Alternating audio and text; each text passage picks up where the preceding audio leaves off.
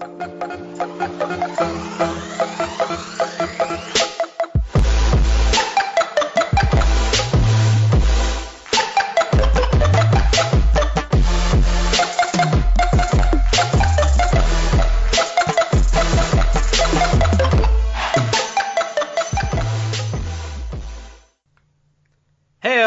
welcome to the Wicked Pixelated spin-off show. What is this, a crossover episode? I'm Anudis, and joining me today is... Jonathan from the Mono Report. How's it going, guys? Thank you so much for having me on this show. Thank you for finding the time to be on this show. We've been trying to do this for like 2 weeks or so. A good 2 weeks now. We were like, okay, we're gonna get it. Like, here we are. We've got it. It's gonna be awesome. I'm looking forward to it. Yeah, right off the bat, we've been talking to each other for the first time ever for about 9 minutes now. And safe to say, I think it's hit off pretty well, actually. I think we're in for a really fun show here. Yeah, I mean, high energy, good, optimistic. So let's go ahead and jump into the show. Oh, I keep forgetting this for the last two episodes. If you want to be a part of the show, go ahead and like us on Facebook at facebook.com/groups/wickedpixelated. You can find me on Twitter at wickedpixelated, Instagram, Snapchat, all that jazz, wickedpixelated, everywhere. What about you, Jonathan? Where can I find you? With the Mono Report, you can find me pretty much on every social media platform you can find. Facebook, Twitter, just at the Mono Report. We've got a big fun community where we just discuss movies, pretty much anything in the realm of entertainment, but we've got a good film community there, and on YouTube at the Mono Report as well, where I post movie reviews and news stories just pretty much weekly, every day or so. I post up videos, but we try to keep as big of a community as possible, and it's a lot of fun, so be sure to get into it. You're doing a good job at it too. Your community is bigger than mine, so hopefully I can get a couple crossovers in there with my peoples. Thank you. No, it's been a long haul. I've been kind of at it for over a year or so, and some people haven't been happy. Like you pretty much, when I started, I was pimping it out hard, but you know what? We got a good community out of it, and it's been a long haul. So I'm glad we've got this big community now that we can sort of just discuss anything, and it's great. You know, it's awesome just seeing the same sort of faces come up and talk, and it's like, oh, it's great to hear from this person again and hear their thoughts. Yeah, like I know I've been in the group for maybe 6 months or so. I've been sharing your stuff to my Facebook group for a while, so I know that's created some crossover with people seeing a lot of poster reveals or just like casting announcements.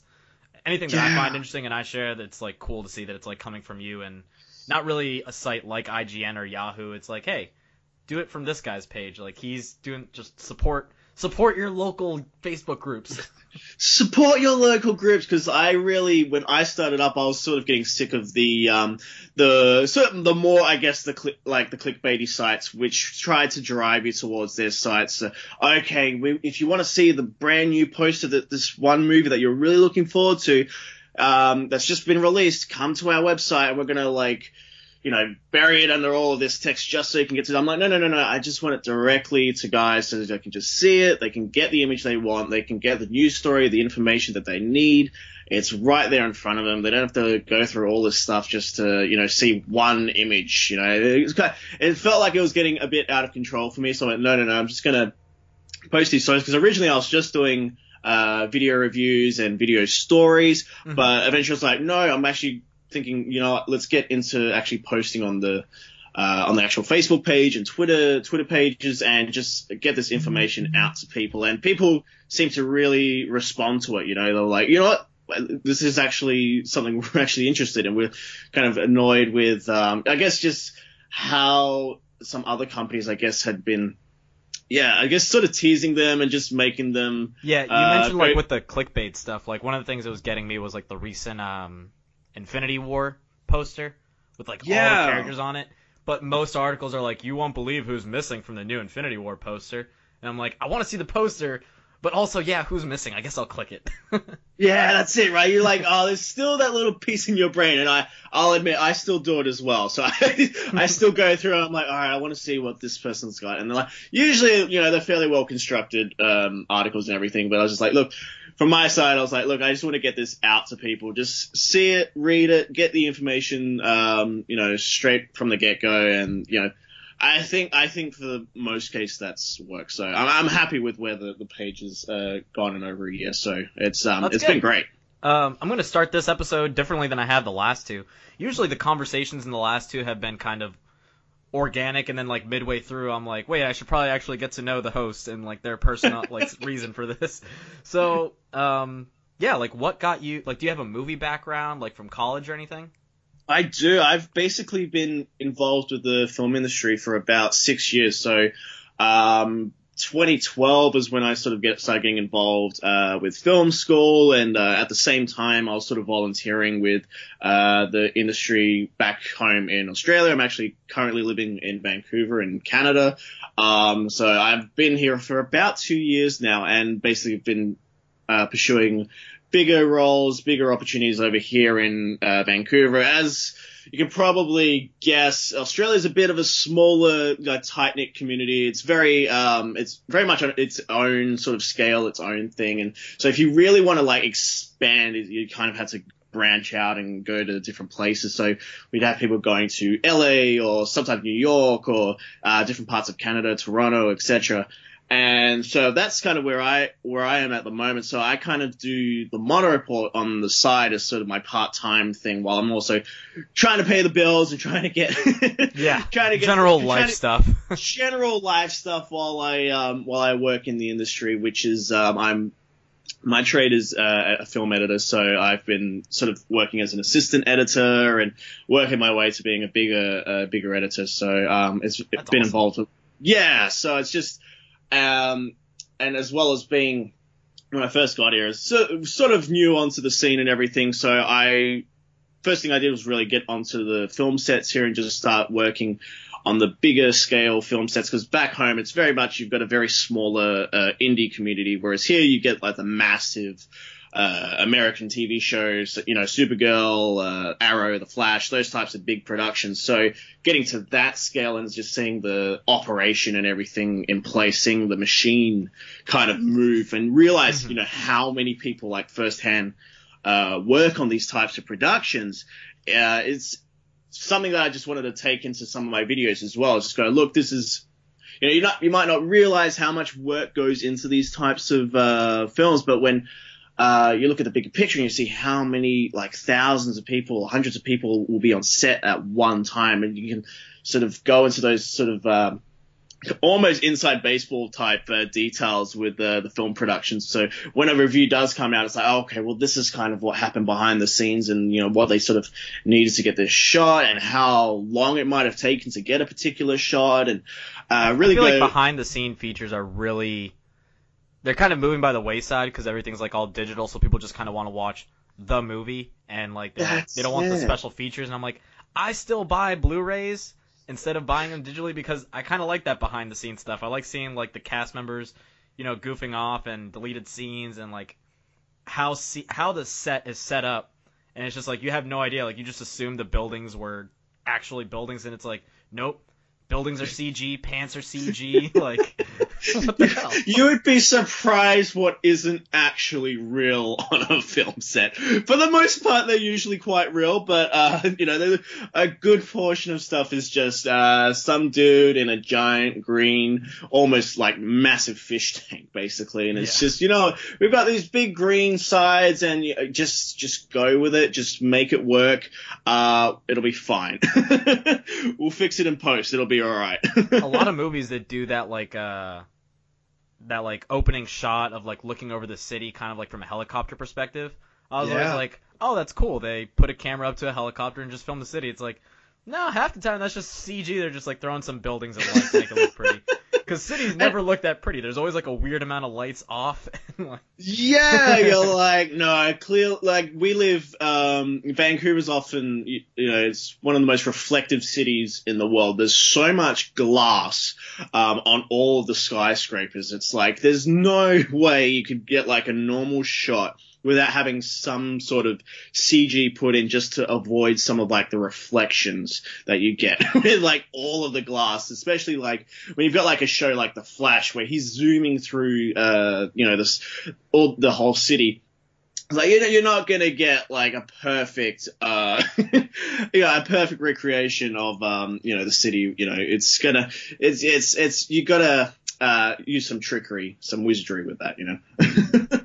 So, you went from, you said you've been doing movies for like 6 years and stuff. You're working in editing, and the Mono Report has been around for just over a year. You said just over a year now. So it's been a slow burn, but it eventually sort of found its audience. I'm now glad we're sort of getting more involved, like getting involved with your community. It's been really fun being just sort of expanding more now and getting into bigger audiences and seeing who's out there, and especially as it's a pretty competitive market now, especially like especially like in the film like reviewer community. There's a lot of people sort of like starting up and trying to find their own voice and get their own platform started up. So trying to keep in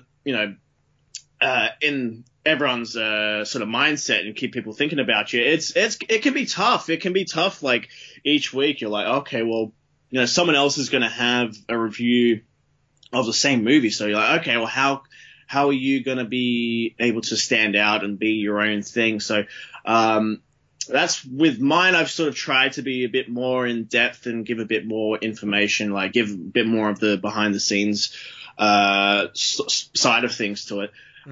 So I think, especially now when there's a lot of, and it's awesome. It's really awesome seeing so many new fresh creators sort of jumping on board, and I'm always welcoming new people jump on board and just being able to share and promote guys when I can. I always have an approved channels list on the Mono Report YouTube site, as well as on the Facebook page. I try and show which websites, which communities I really respect, and try and promote them that way. So when people do look at the page, they go, "Oh, what's this site?" And then they can just sort of dive right in, become part of this bigger sort of network. Different communities sort of all coming together. So it's been really fun to see just how sort of diverse it is, and how many people are sort of really coming into the realization that you don't need much to really start this type of thing up. I'm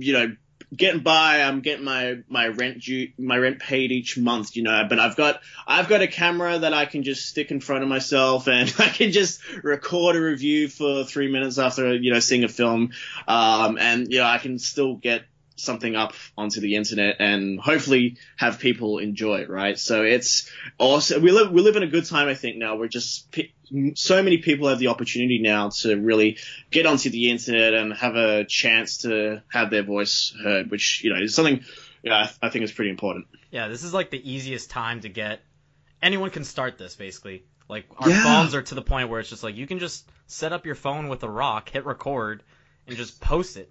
And people are trying to find their voice out there and like be different, but not be different for different sake. They still want to. I feel like you shouldn't be different for different sake.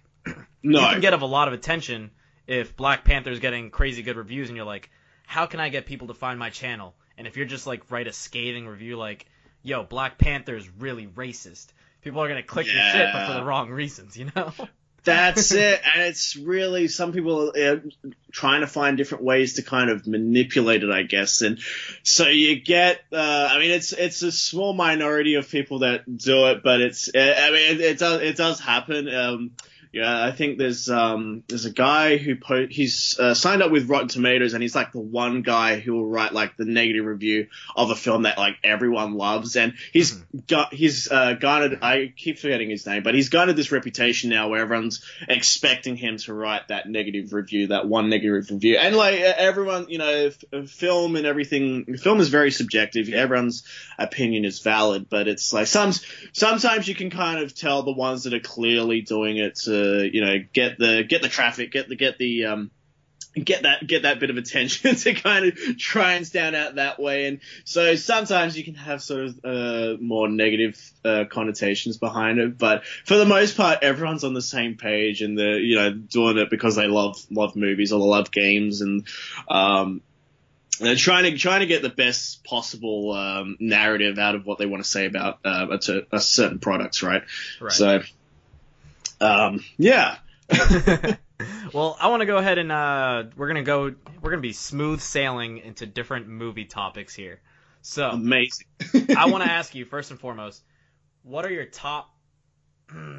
See, that's the thing. Give me your top 3 movies. Top 3 movies. That's tough. Yeah. But that's tough because I have like, especially when it comes to like some franchises, I jump back and forth between, say, the first and second movie, which it happens, but I think my top 3, if I had to go now, would be probably number 3 would be Terminator 2 by James Cameron. Never seen it. Which was see, I grew up, like, a lot of these movies I grew up watching, so that they have that affinity. But Terminator 2 was one of my dad's favorite films. So a lot of these films, they're sort of brought down through like family and just like, oh, come on, son, you've got to watch this, or, you know. So Terminator 2, like, Terminator was the franchise me and my dad would, like, we're big Arnold Schwarzenegger fans. So, yeah. we would, yeah, come on, get to the chopper. So we're like, come on, it's like 9 o'clock, you know, it's a Friday night and there's an Arnold Schwarzenegger movie on, and you're like, you know, 8, 9 years old or something, and you're like, your dad's like, come on, we're gonna watch this. It's Commando. You've seen Commando a million times, but we're gonna watch this. You can't not watch, you know, Arnold like tear through like a million guys. It's too.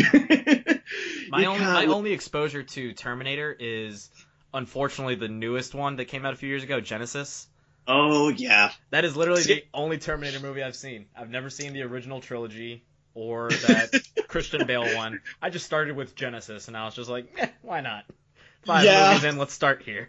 I mean, sometimes that's the best way. You just gotta kind of throw yourself into something. You're like, you know what? Like, it's there's some, like, sometimes, like, I've done it with like TV shows sometimes. And it's the worst way to do it, but sometimes you jump in. You've missed like the first season has, you know, like 20 episodes or something, but everyone's really talking about the second season or something, and you're like, you just wanna jump in and be a part of the conversation. You're like, oh, is it really? And you kind of look up online, like, is it really that bad if I skip season 1? There's 20 episodes there. They're all like an hour each. So I really want to like go through like 20 hours worth of television just to get to like what everyone's talking about. You're like, oh, okay. So sometimes I've like just jumped ahead and just like, you know what?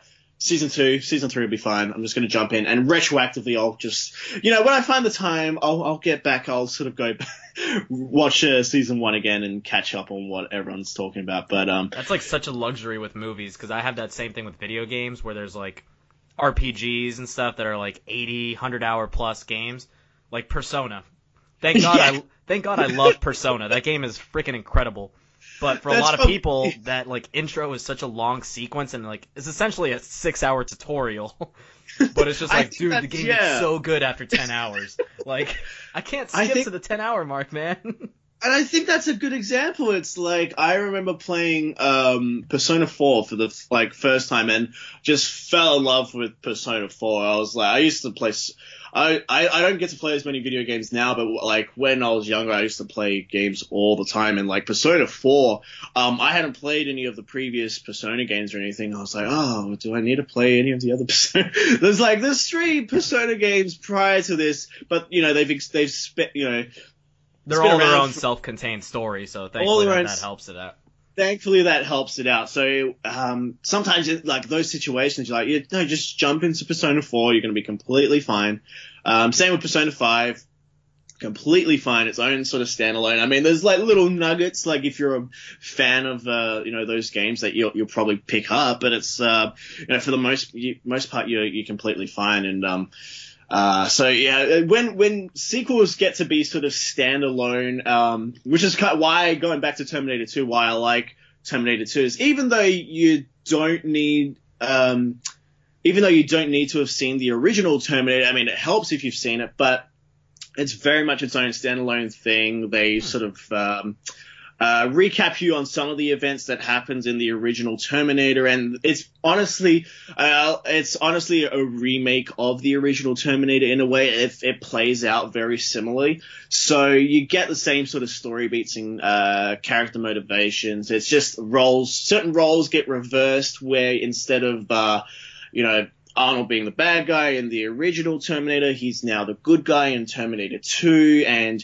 instead Sarah Connor starts to become the persona of the Terminator. So you get a lot of roles being reversed and changed up, and I mean, I'm a big James Cameron fan as well. I've heard all the the Avatar jokes and everything. So we get it. We've heard all the Titanic jokes. We're aware. You're a James Cameron apologist. Where you're apologist. I know it took him forever to make Avatar. Trust me, they're gonna be good. It's James Cameron. It's like it's been 10 years. Just give him a break. It's James Cameron. Just James Cameron. Just trust in James Cameron. It'll be fine. I promise. I get it. It's been 10 years, but you know what? I think the gap between Terminator and Terminator 2 was 8 or 9 years or something. So I'm like, you know what? It's gonna work out, okay? It might not be Pocahontas again with blue people, but you know what? I give him the benefit of the doubt. But Terminator 2, just in terms of action films for me, was just massive, and just learning how you could sort of shape a story just with that sort of size and scale, because it's a massive movie, especially when you get to the extended editions, and it's a massive watch, but it's riveting all the way through. And I think now the actual extended edition is now sort of the definitive version that fans would recommend. They're like, no. Just watch the extended version. It's half an hour longer. But the good thing with Terminator 2 is it doesn't matter which version you watch. There's still, both of them are good. So yeah. You're not gonna have I'm admittedly someone who enjoyed Batman vs Superman, but I'm a monster.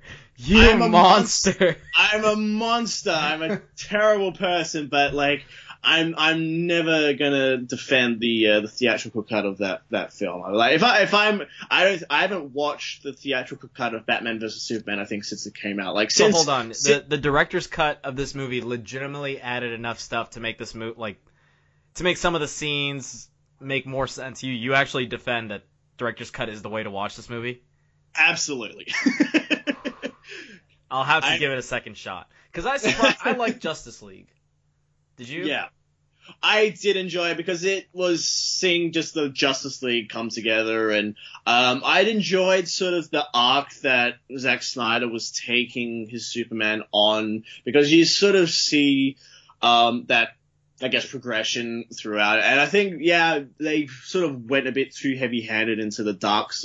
Making Superman a bit too dark, making the entire film a bit too dark, and that's why I like the latter half of it, where they're cracking more jokes and seeing the teamwork and seeing just the Justice League. I'm the movie is directed by two different people. It is, you can sense it just watching it.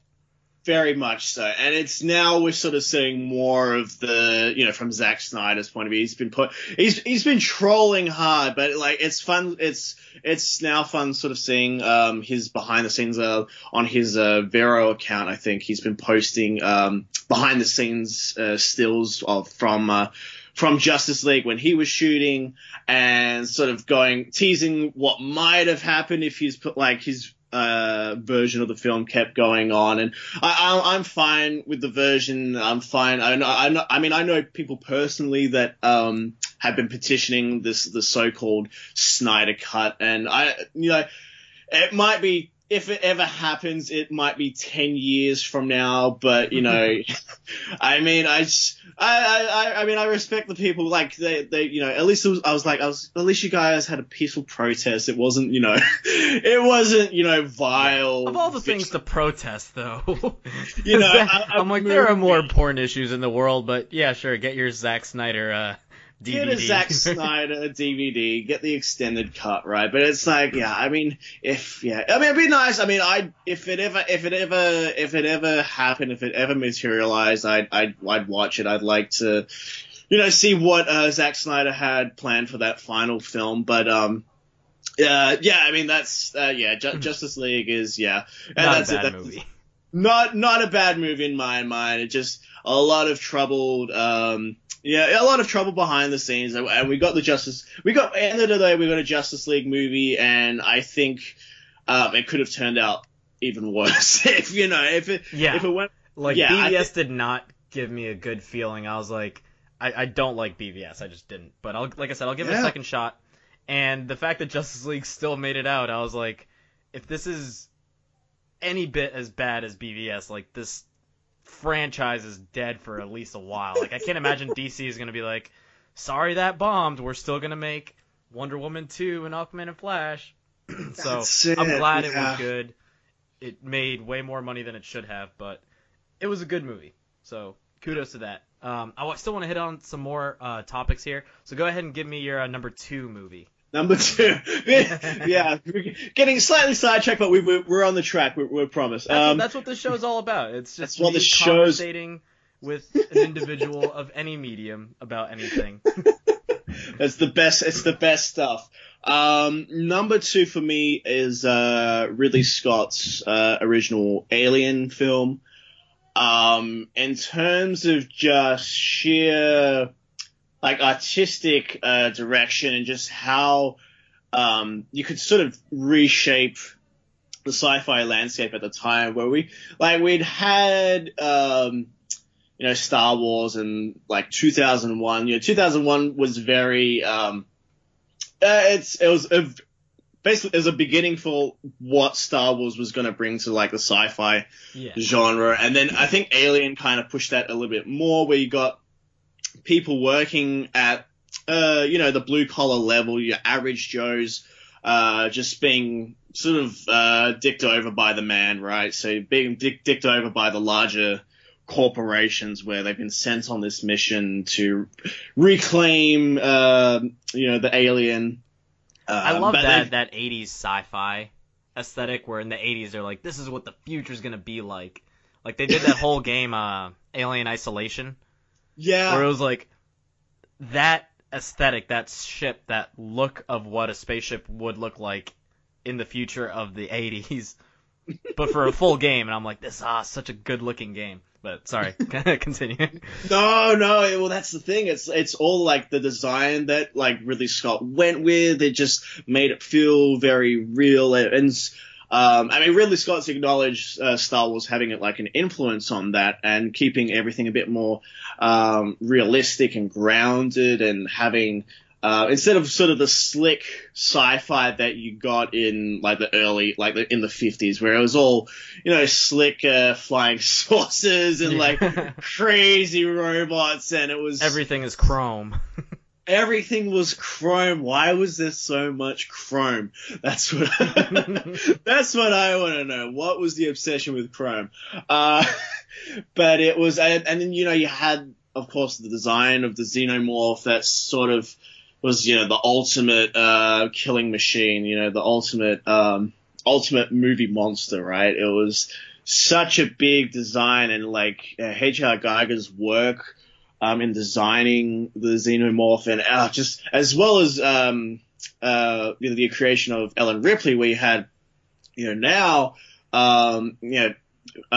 female roles and female leads are so sort of at the forefront of what films are trying to make important and put to So, and Ellen Ripley was very much, I think, at the front, as well as Sarah Connor in Terminator, but those two... They were pioneers, and it's just they didn't even know it yet, kind of thing. A lot of things now with, Wonder Woman. Well, when Wonder Woman first came out, they're like, hell yeah, powerful female role model, and it's just dude, Ellen Ripley did it, fucking Sarah Connor did it, Princess Leia did it. People kind of forget the most basic things. That's it. They're like, oh, this is like there are people that have been trying to make this sort of happen for a while, and like Sigourney Weaver was massive in getting that going, and just for better part of 2 decades, she was at the front of one of the biggest sci-fi horror franchises around. So it was massive, and including apart from that, I mean, it launched her career. She became massive after that film. She got Ghostbusters, just everything sort of went her way after that. And on the whole Alien franchise thing, what are your thoughts on the two newer movies that have came out in the past years? I'm not the biggest fan. I'm not the biggest fan. Prometheus and Alien Covenant. I still love Ridley Scott. I still enjoy. He still directed them, right? He didn't just produce them. That's the thing. He still directed them, and I think he may have actually had a hand in producing some of them as well. I think his production company actually had a hand in directing it. But some elements, I think I think Alien getting my aliens confused. Alien Covenant, I think was it was very much a reaction to how people perceived Prometheus, right? Where people saw Prometheus, they were expecting Alien. More Alien, and then he comes out with Covenant, it's just like, fucking all the aliens. Shut up. All the aliens, get rid of them. We don't want it. We want to try and tell a different story. But then you got to Covenant, and the marketing was very much, this is going to be an Alien film. We're going to go back to what Alien was. This is what you wanted when Prometheus was coming out. So this is what you can expect. And it ended up trying to be half a Prometheus sequel as well as an Alien prequel at the same time. And the two different types of films just didn't quite work with each other. And at least with Prometheus, you can kind of get the idea that there was a narrative that Ridley Scott was trying to go for, where it was trying to find, if humanity was created by these engineers, and humanity weren't all too impressed with how the engineers turned out, and then now you've got David, the android, who's not too impressed with his creators, so now he's trying to find all these answers about who humanity is and all these sorts of things. But at least you had sort of that core to those series of movies where it was like, okay, well, we're going to follow David. We're going to find out more about the engineers. It's going to be more focused on that. Whereas you got the Alien side of things that kind of tried to brush some of the Prometheus stuff to the side, which if you had been waiting. I mean, Prometheus came out 2012, and I think sometime around there. Yeah, and Covenant came out, so that was 5 years. You had to wait to find out what had happened. Oh God, that is a 5-year gap. Doesn't 5-year gap? Doesn't feel like it when you say it out loud. But I was like, I thought it was like a normal sequel. Like, 2-3 years later, here's the other one. It's like, no, just a normal movie. Like 2 years later, we were caught up with. Sorry, I have dogs. No, that's fine. I've got people living upstairs, so I'm sure you've heard some people moving around or something. But we're going good. So yeah, I mean, I guess it was a bit of a slap into the face to the people who'd been waiting 5 years to find out what had happened to the characters in that film. But see, I'm immune to nostalgia. Yeah, which is why I'm excited for Ready Player One. Like, people are already down on it. Like, it's just gonna be a bunch of 80s references masked behind a bad movie. And that's kind of what reviews are saying, but I'm like, you know what? I don't care about 80s references. I'm going to enjoy it either way. So, like, for me, my only experience with Aliens is I'd seen the first one, and that was it. Didn't see the James Cameron ones, and I know I heard 2 is really good. So that's it. When I went into Prometheus, I was like, I really love that actress. I love, what's the actor's name now? Fassbender. Michael Fassbender. I like him too, so I'm like, you know what? Let's do this. I thought Prometheus was fine. I think it had problems, but not being like such a hardcore Aliens fan or having that growing up like you did, it was just kind of like it could be better. So when I saw Covenant, I was like, this is a really good movie. In comparison to the first, 3 movies, probably not. But to me, it was great. And I did the same thing with Star Wars. Like, I hadn't seen the original trilogy, and then I saw a marathon of them, followed by Force Awakens, and I'm like, Force Awakens is really good, because I wasn't attached to the old ones. So that's really great, because it's like, at least, like, I mean, I've grown up with these types of films, and like, we'll get to Star Wars in a sec. Well, but I always envy people who get the opportunity to sort of see these films like for the first time. It's like, I mean, I like the original Star Wars trilogy I had on VHS. Like, they were kind of there from like my birth almost. Like, I was like, they were there. I was ready. So, but it's like, anyone who gets the opportunity to see these big movies again, I'm like, honestly, it's awesome. Like good for you. Like, you get to experience some of these big, like, you know, films that, you know, I mean, of course, film is subjective. It's not going to work for everyone, but you get to experience some films that some people consider some of the greatest of all time. And it's like, that's like, to me, that's just awesome. I love hearing people seeing, like, you know, a movie that I love for the first time and hearing their thoughts about it. So you get some really fun stories from people that have like never experienced you know, Alien or something. And you're like, okay, well, what did you think? And like, I loved it. It was in high school, maybe like freshman, sophomore year. We were talking about movies at lunch, and there was just a bunch of famous movies I hadn't seen, to the point that I made a movie list of well over 100 movies. I think I like added more movies than I ever actually saw, but on that list, like, as a kid in high school, I was like, I've never seen The Godfathers, Star Wars, Rockies, Die Hards. To this day, I still have not seen the original Die Hard, the original Rockies. I saw the first Rocky, never saw 2 or 3, never seen Rambo, and like I said, never seen Terminator except for Genesis. Like, my library, my catalog of movies is way more weird and foreign and bad. Like, I recently just bought 5 DVD box set of Resident Evil, and I'm watching them right now. Why? Because I hate myself. And I'm like, well, that's great. It's like, you've got your own, like, that's so good though. You've got your own taste, and you can like, no. I love these movies. They're like, there are so many guilty pleasure films that I love. Like, I like the new Tomb Raider came out this week, right? It's not a good film, but the original Lara Croft Tomb Raider I love, because it's just so bad. It's not bad. I like it. To us, it's not bad. It's not bad, but you know what? I love it. It's so ridiculous and over the top. It's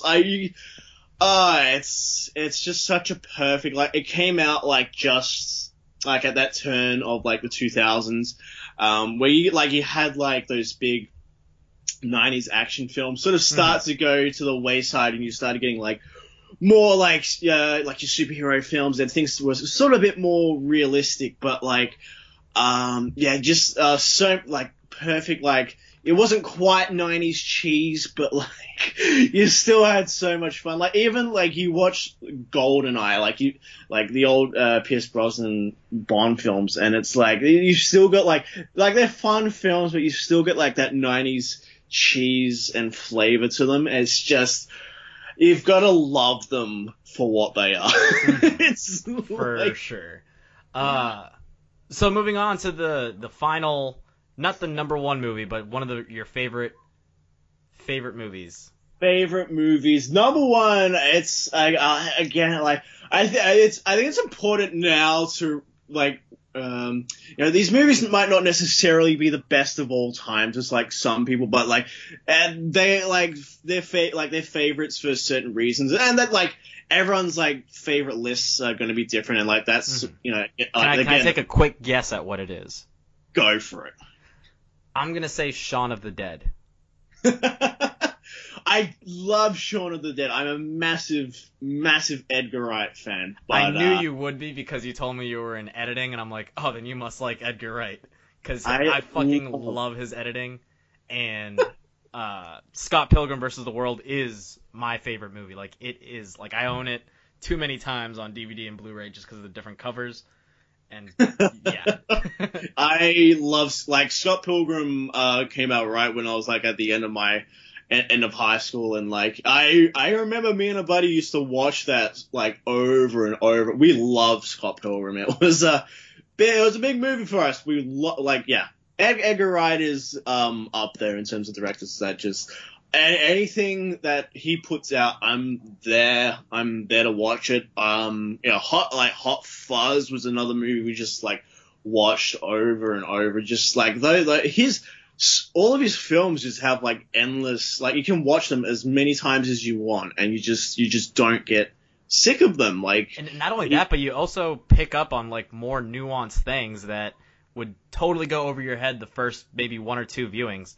I had this with Baby Driver. Baby Driver a lot, despite Kevin Spacey's shit. But because I remember I did my review, when the movie came out, and then all the stuff happened with him. I'm like, oh gosh, do I go back and just change some things? You can see the chemistry between him and the actor. They really got along. Like, it was really amazing. Then you're like, oh, he was a little young, wasn't he? Yeah, got along a little too well.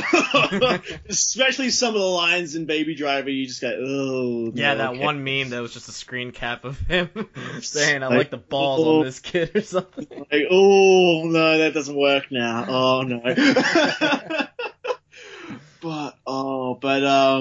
My favorite film of all time is the original Star Wars. The original New Hope. It's cliche. It's so many people have had it, but for me, that was kind of the film that sort of got me started in my film career. That got me loving movies. Mm-hmm. Now let me ask you, what got you into Star Wars over something like Star Trek? I think it was just exposure, because at the time you had kind of like the Next Generation was sort of airing at the time when I was getting exposed to Star Wars. So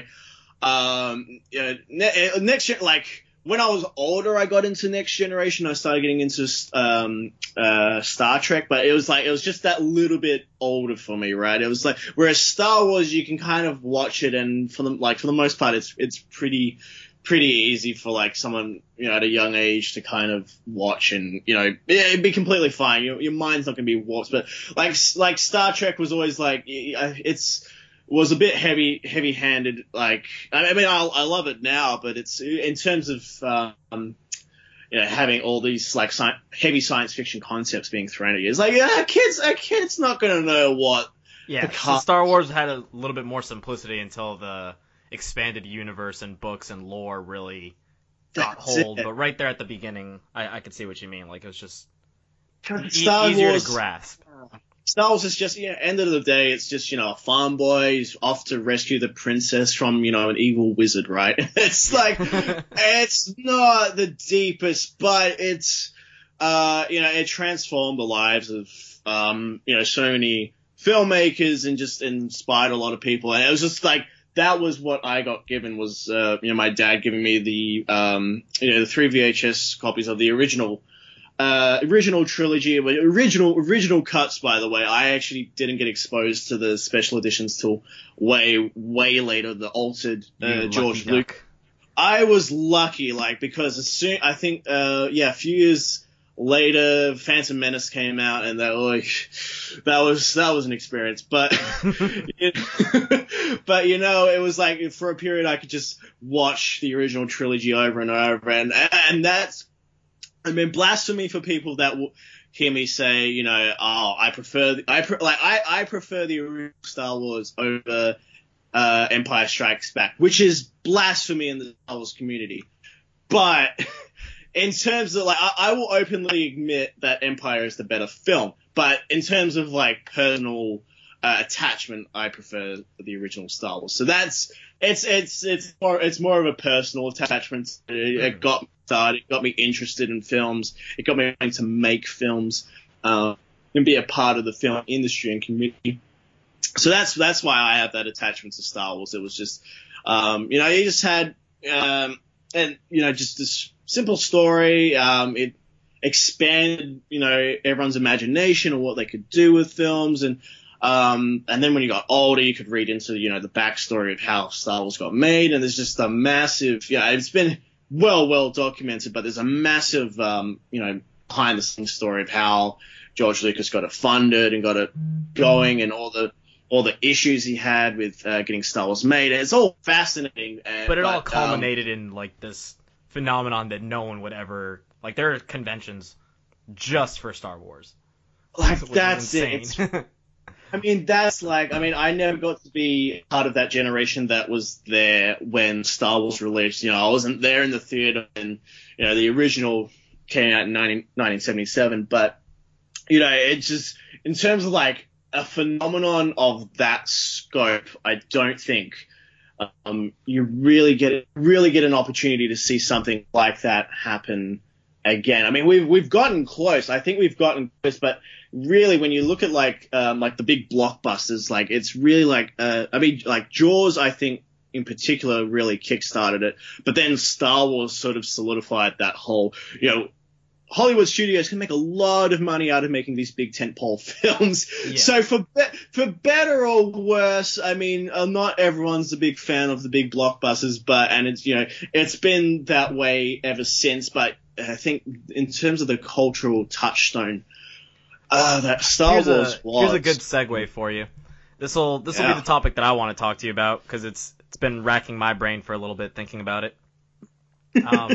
You've heard that, like, Netflix has basically created this vacuum where it's like quantity over quality, and a lot of people are saying like they've created this straight to DVD formula, but where people will actually get excited for it now. Whereas if this movie came out on DVD, no one would have seen it, but because Cloverfield Paradox was dropped like last minute and with one trailer, and it was a mediocre movie by review standard, but no, I agree. A lot of people watched this mediocre movie because of Netflix. So like you said, with Star Wars and exposure and everything, like, is streaming good, or like, how is it hurting movies that you might be seeing? It's very much a double-edged sword, bro. It is great. It's great in that it's a lot easier now for independent filmmakers and like smaller filmmakers to get their work seen and get things funded that wouldn't necessarily be funded with a major studio now. It's really hard to get something funded with a studio backing. I mean, it always has been difficult, but like. But here's my question though: how is studio backing a problem when you have Bright? Like, it had Will Smith. It was directed by the guy that did Suicide Squad. It was produced by Universal, and it's just like, why take that approach to streaming? Because again, similar thing.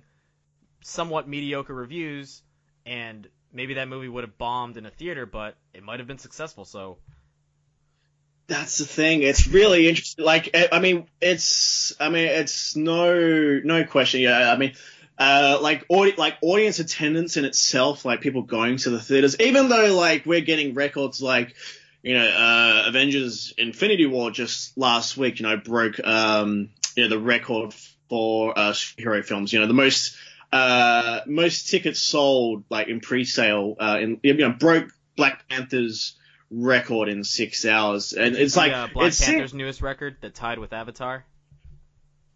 I saw that, and it's crazy to wrap your head around.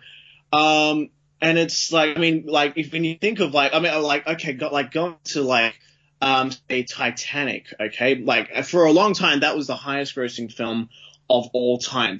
So Black Panther was it's been 5 consecutive weeks now at the top of the box office. When Titanic came out, now we live in sort of this era where blockbusters are pretty much coming out every week. Like just this month, I think, we had some Death Wish, Red Sparrow. They weren't big, but they were big films.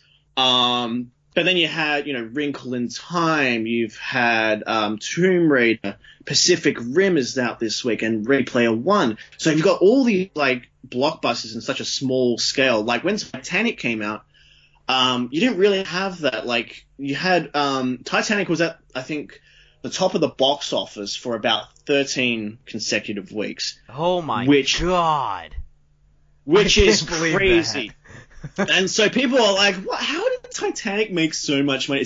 That's why you didn't have all these big blockbusters being released so close to each other, which is like a lot of people are questioning now with Infinity War and Solo, like whether Disney is sort of like shooting themselves in the foot a bit by releasing them so close to each other, because it's like, oh, you've got this monster movie, Avengers Infinity War, coming out that's going to eat up the box office. You know, so many people are going to go and see it. But then you've also got Star Wars, which is your other monster franchise coming out, you know, with Solo. But I mean, I never realized how close the dates were to those movies, because, like you said, it's Disney shooting themselves in the foot. I feel like you can have this movie get a bunch of people seeing it a second and a third time the following week, but if the following week Solo comes out, they'll be like, oh, I might as well just see this instead of seeing this a second time. And I feel like that's definitely going to hurt Infinity War. Yeah, so that in that sense, like, now it can start to make sense, like, oh, maybe we should release a film on Netflix, because we're getting so many big films being released in such a short period of time. You know, maybe we're better off, you know, releasing it on Netflix. We're going to get a bigger return than, say, like, a good example was last year. I think like the first week of July, we had the new Planet of the Apes movie come out, and I was really looking forward to it. I really enjoyed it, and you know, there was a lot of big praise for it. It did really well on Rotten Tomatoes. But the week after, Spider-Man Homecoming came out, and granted, it's like Spider-Man Homecoming was a really good, like, I really enjoyed Spider-Man Homecoming. But if people are going to go and see the new Spider-Man movie, or like this sort of darker, depressing Planet of the Apes movie, they're going to go see Spider-Man, and the box office for Planet of the Apes just took a massive hit, because they were released, you know, a week apart from each other, and it's like, it's just in this economy now, it's just not really feasible where you can have, now it's sort of, it's become sort of required, to have like at least like a 2-week gap between big films releasing, which is why I think when Infinity War, pulled their release by about a week, so they're, from the late 4th April to the 27th, right? Yeah, that's it. And so that meant, because originally I think Rampage was meant to come out on it 2 comes weeks. out on 4/20. It came out on 4/20, and it was like, this is the perfect movie to go and see on 4/20. But then the studio Warner Brothers is like, no, we got to get the hell away from Avengers. You do not want to be near that thing. So they pulled it back by a week. So they've at least got like now two weeks worth of potential sales, because it's as soon as that Avengers movie, it's like when Star Wars comes out. When the Star Wars movie is released, everyone just kind of clears. Like when The Force Awakens came out, like everyone just sort of got the hell away from that release date. You just want to, like, you know what? This movie's going to kill us.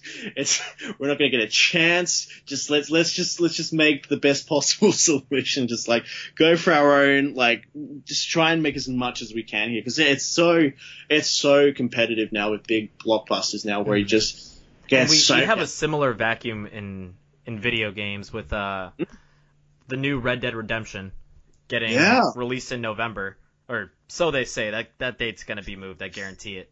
It's been pushed for a while. They've been pushing it for a little while, haven't they? Like, yeah. Well, no. They first just gave it like a 2018. They didn't nail down a date. Then they said fall 2018. Then they had a concrete date. Once that concrete date was there, like, you could kind of see that games were moving out of the way. Most importantly, Call of Duty. Call of Duty notoriously releases in November. And this is the first time that they've, like, bumped it up to October. They're like, let's get ahead of this first. Oh, wow. And like you said, like, Netflix and big Hollywood blockbusters is creating this market where you have your $60 big budget video games like Call of Duty, like Titanfall or Red Dead Redemption that people are going to play, and it doesn't leave room for third-party games like THQ. THQ used to release tons of games, and they were just like, sometimes they were movie licensed, sometimes they were shitty platforms, but they're the games that essentially got, like, scored 6 or 7s, that weren't that great. They were extremely forgettable. But those few games latched on to, like, created a fan base for people. And that market doesn't exist anymore, which is now you either see big $60 games, your Hollywood blockbuster, or straight up $20 indies that, you know, are releasing just digitally on PC or on, you know, the marketplace. And that's kind of what Netflix is right now, where it's an accessible thing, and a lot of people are trying new things and seeing new movies that they would have never seen before because of it, which is good. It's good. It's great. And that's the thing. It's like it opens up the doors to films that you just wouldn't really get the opportunity to see. It's like you know, I mean, like Netflix, like they've been going crazy with funding just kind of anything, and like for better or worse, like you know, people have agreed or disagreed on whether the quality is matching up to the quantity, right? Mm-hmm. You know that Netflix posted a tweet saying that they were going to be releasing 700 new TV shows and movies, like Netflix originals, this year. See, that's insane. I mean, it's just like it's the law of averages, right? It's like not all of those are going to be good. Exactly. Right? And I'm not sure if that's taken into account episodes. So if it's like a show with 8 episodes, it's like boom, that's 8 originals right there. Or if it's taken like that show with 20 episodes, that's one thing, and that's another show with 20 episodes, that's one thing. Yeah, I feel like 700 is like... I feel like they took some creative liberties maybe with the numbering maybe. But then you have cool things because, and I'm slowly seeing it pop up here where one of my new favorite shows, and I highly recommend you check it out, dude. It's called Dark. I have been meaning to check that out. I've heard amazing things. It is fantastic. But like that's a German, like it's shot by a German director, German actors, and it's a foreign show essentially.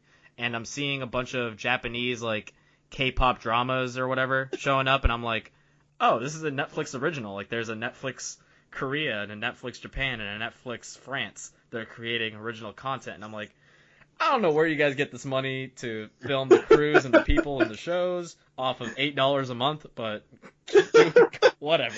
Just keep doing what you're doing. That's awesome. You get so like all these like big like just all these like little like smaller shows that can just like breathe a little bit and get a bit more exposure now with Netflix. It's just, but as before that, it was like, okay, you know, you had to find a network and maybe you get picked up, and there's a whole long process about trying to get like a big, you know, TV show going on a major network. But you know, Netflix, it's like, well, as long, you know, if you're, you know, something we think, you know, there's an audience for, we'll give you a shot and we'll give it a go. And that's like, so having like that more middle ground, that sort of that re-emergence now of sort of that middle ground, middle tier level of films, and in a really short span of time, because I saw this trailer earlier, but do you remember the movie Baby Mama?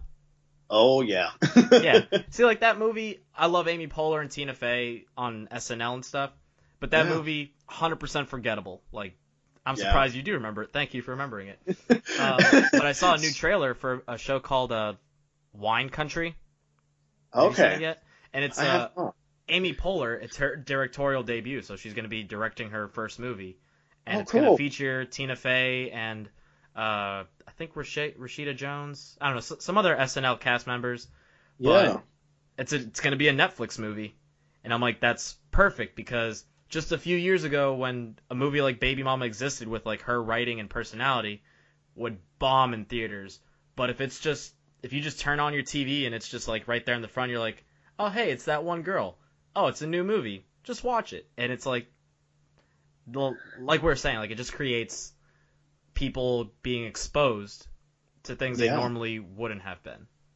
That's it. It's become sort of a way now, just especially like with comedies in particular. Like comedies in the last few years have really taken like a big hit, especially like ones from like big studios. Like we're not seeing anywhere near as much anywhere near as many comedies being released from, you know, like from the days of like, you know, when Seth Rogen was really big, and you know, those sorts of big, like there was a time where it felt like, you know, new like everything was like from the creators of Superbad, or all the reviews were like, it's Superbad meets Breakfast Club. It's Superbad meets fucking zombies. From the producers of Knocked Up, it was like everywhere you went, it was like you saw Seth Rogen's face or like someone from that group of friends that were like putting out another movie. Whereas now they're like Seth Rogen's next comedy, Game Over Man, is a Netflix film. It comes out. I think it actually comes out this Friday.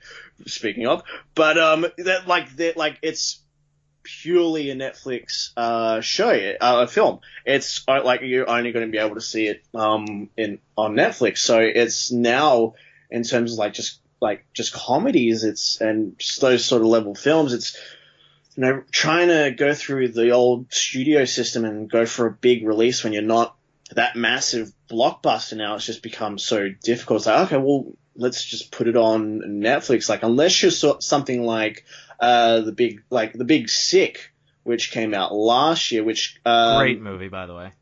Great, original comedy that had to go through Amazon, and like Amazon as well has sort of become a big player in the streaming world. Not quite to the scale of Netflix, but they've been really great in bringing up like independent filmmakers, like with The Big Sick. And when you get sort of those sort of voices being heard as well, so like, okay, well, we're not quite the big studios, but if you're a good film, like, people are going to come back to you. And so they're going for those types of voices where they think, oh, okay, we've got a good original idea here that like a studio like Warner Brothers or Paramount or Disney might not necessarily go for, but hey, like, where this Amazon's a bit smaller, they can experiment a bit more with these types of films, and it worked out pretty well, I think. Like, The Big Sick was in Oscar conversations for a good while. So I love that movie a lot. Camille Angiani, I've been following him for years. Like, he did a podcast called the Indoor Kids with his wife, actually. And it's just so cool, like, because they talk about their lives and how they met and everything, and then years later to see this movie based on how they met and everything, I'm like, these stories and how this is playing out is kind of how they talked about it 4 or 5 years ago on the podcast when I was listening to them. Yeah, it's crazy just seeing how some of these like stories just start from something so small and just they just eventually you get to see them brought to the big screen. And it's just it's so great seeing guys like that just being able to like do something that like most like production companies probably wouldn't look at twice, right? They wouldn't really give them much of a chance. But here you go, Amazon and especially like Netflix as well, where they go, okay, let's give these guys a chance that we've got something here we think might actually be worth sharing with people. And so, like, in that way, streaming's really helped bring, put a spotlight on a lot of smaller filmmakers now, where it's, before it was, okay, you had to, get funded all yourself, go through festivals and hope maybe someone from a studio or go and pitch it to a studio. I think one of the coolest stories of this, like, sort of happening was, I think it was South by Southwest last year, is that movie with Elijah Wood, has kind of a long title. It's like, This Isn't Where I Want to Be Right Now, or something like that. Yes, I've heard of it. Yeah, I can't think of the title off the top of my head, but I've heard of it. I'm looking it up because it's gonna. But fill in the void with sound. Oh yeah, I don't feel at home. I just clicked it and it moved. I don't feel at home in this world anymore. Okay, yeah. So, this movie. It was a super interesting thing where it was played at South by Southwest last year, and again, small indie movie that would probably release in like super limited that no one would see. Netflix execs were there and they're like, hey, we're gonna pick this up for distribution, is that cool? And they're like, sure. Signed a deal, and it was on Netflix like the week after. Yeah. And I'm like, that is so cool. Like, South by Southwest and all these like small festivals and indies and stuff, like, yeah, you can find these movies on YouTube online or whatever, but they're creating this world where it's like now all these festivals and stuff where their movies would play have the chance to reach, an audience because of Netflix, Hulu might pick it up. If they don't pick it up, Amazon might pick it up. And it's just like, hey, this might not be good in theaters, but we want it on our platform. And I think that's good. I think that's really good. It's awesome, especially now. It's going to the movies is like for a lot of people. I mean, I'm not complaining. I get to see a lot of movies, but like it's like for the average like person, like going to the movies, and I'm sure it's the same for like buying games as well. It's like buying games isn't cheap as well. Like especially as long like if you've got like a steady income and everything, it's fine. But like especially like if you've got like a family or something, right, where it's like you got to manage all these costs and everything, and like going to the movies, trying to get everyone together, or finding like a babysitter or something to look after your kids, and then finding the time to go to the movie. Like it's just there's so many things now that sort of prevent people like from going to the movies like more than they'd like to. But now you've got Netflix, where you can just stay at home. You don't have to go out. Here's the game changer too. What do you think about Movie Pass like coming in? I know it's like still being tested in certain areas, like mainly like California. I usually hear about it on podcasts from there, but yeah, it's interesting. I think still I didn't get into it. I've been looking more into like Cinemir and that side, because at the moment it seems. What's that? Cinemir is sort of it's very similar to Movie Pass. So you sign up, you get like another card, and you can see movies on a basis. But Movie Pass is sort of more. They've been having some very I guess shady practices. Is from what I've heard is is in them sort of retracting on what types of screenings you can go to. Where now it's more before they were a bit more open to what types of screen, like if it was a 3D movie or something, or if it was at a particular theater you wanted to go to. So like you have like the big Dolby theaters, we get like the big surround sound. It's really fun. But Movie Pass made like when they started out, it's like seemed like that was what you were getting. Like you could go to any type of any type of theater you wanted. You had all these perks that seemed really great, but over time they sort of started retracting that. And now it's very much like your standard 2D, which like for most people is fine, but you're not getting the benefit of going to those premium theaters that you might want. It's like if you want to see Avengers Infinity War on the biggest screen possible, it's like, well, you can't really do that with Movie Pass. Like you have like this is what you've got. You've got not only that, but you also have like meddling with other companies, because I'm sure like they'll eventually or possibly sign deals with like AMC, where it's like, hey, it works, but only at your local AMC theater. And I live in bumfuck nowhere, Oklahoma. Yeah. So it's like if I have to go to an AMC theater instead of like the one that's 10 minutes away, now I gotta drive fucking 40 minutes away. Yeah, so that's a real, like, especially when it's like a film that you're really looking forward to, and you want to experience it in the best way possible. It's like, well, it's like I think at the moment Cinemir is sort of offering that to people more than Movie Passes, and honestly, it's still I'm still baffled as to how they haven't gone out of like business yet, because it's like you're offering like it's like what $10 a month, you get to see a movie once every day, but it's crazy how they're making any money, if at all, on that practice, right? But it's in terms of like the I think like the cuts that they're asking from certain theaters and everything, it's been a bit shady. It's kind of at the moment they're being looked at for being sort of anti-consumerism and like anti-competitive and all that sort of thing. So it's at the moment, like I think like if you signed up to it originally, it'd be still fine. You'd be able to enjoy it and everything. But I think like now that all this sort of information is coming to the forefront about what Movie Pass is doing and what you're actually getting with the service that you're paying for, it's like, it's might not be worth it in the long run, especially if this company ends up going bankrupt in a few years or something. It's like, I've invested all this money and okay, it's gone. So, whoops. Whoops, I didn't see that coming.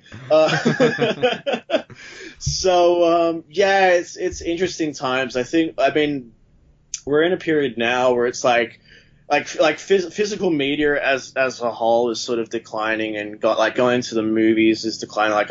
I mean, I'm as much as I love collecting Blu-rays. I love it's like I'm always a sucker for like an awesome steelbook, because I'm like, all right, Yeah, you've got same me. way. I'm like, you've got me. I'm gonna buy it anyway. You know me. So I still get sucked into that, but it's like now it's like people so much on offer with Netflix and Amazon, and even iTunes or something, where they can just they can buy it and then they have it. They've got it in their library. They can just have play it on their phone. They can pull it up anywhere, on car rides, on plane rides.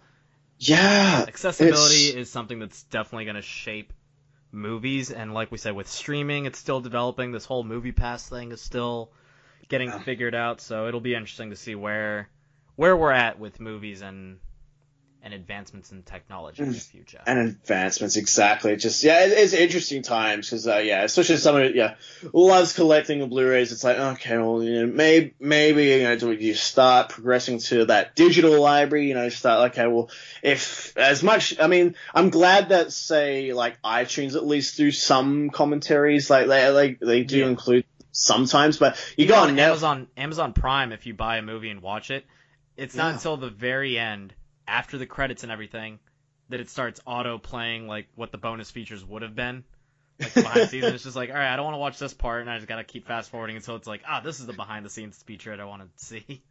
Which it feels like, weird. Really? You're gonna put me through that? But you know what? Give me the menu. Just give me the menu, and then I'll just watch it at my own fucking pace. That's it, right? So it's interesting times for physical media, and I'm sure it's the same with games as well. With how many people are still buying physical copies of games that aren't just going straight to digital, straight to their their PS4 libraries or their Xbox One libraries. Games have a lot more to fucking figure out.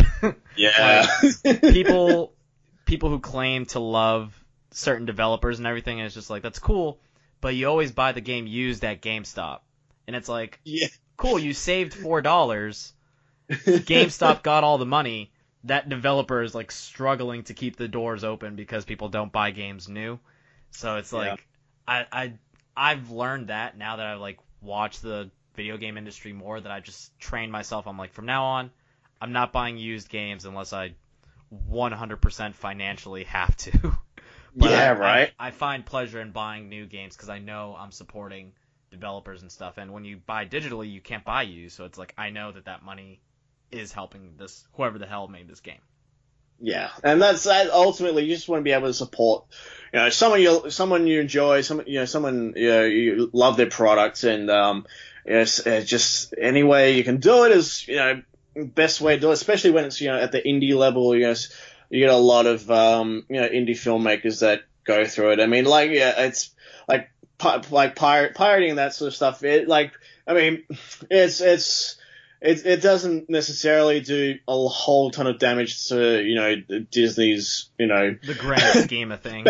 Bank account. You're not exactly you're chipping into Disney's bank account by pirating. Not that you should pirate, but when you're obviously going for the independent films and stuff, that's when it hurts them. And you're like, these are guys that have pretty much spent their entire savings into making this one product for you to enjoy. So it's just to be able to help those guys out is it's the least you can do, right? It's like, look, just give them a shot. Yeah. Like we said earlier, support your local Facebook groups, support your big Hollywood blockbusters. Exactly. It goes both ways. The relationship is the same.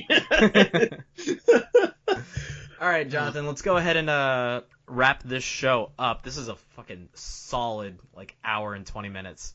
And this is an epic podcast. This has been awesome. Dude, I didn't want to butt in a lot because you're just doing a good job of doing topics and talking about shit that I'm like, I can listen and talk to you forever. So I really hope you come back on the show, visit us on the Wicked Pixelated podcast, because there's some topics I still wanted to talk about, like Marvel movies, because there's a fuck ton. I feel like that should just be its own episode.